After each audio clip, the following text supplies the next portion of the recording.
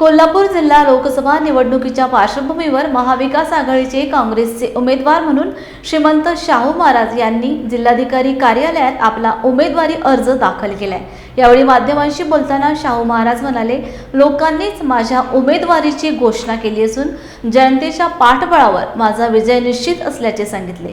यावेळी आमदार सतेज पाटील, माजी आमदार संजय बाबा घाडगे, शिवसेनेचे विजय देवणे, आमदार ऋतुराज पाटील, आमदार जयश्री जाधव उपस्थित। मी भरलेला नाही आहे, हा जनतेने भरला आहे असं मी समजतोय आणि जे काय दिसलं आपलं तो जनतेमुळे दिसलं सगळं।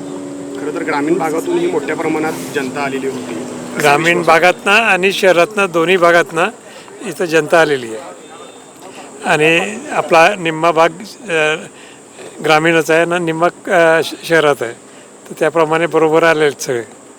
महायुतीच्या उमेदवारांचा अर्ज भरण्यासाठी मुख्यमंत्री या ठिकाणी काल आले होते। त्यांनी जोरदार शक्ती प्रदर्शन केलेलं होतं आणि राजाविरुद्ध रहित अशा पद्धतीने सुद्धा त्यांनी विधान केलं होतं।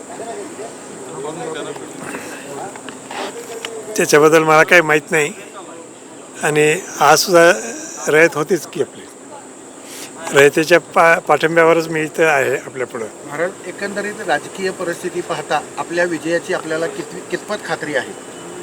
खात्री मला निश्चित आहे, खात्री मला निश्चित आहे।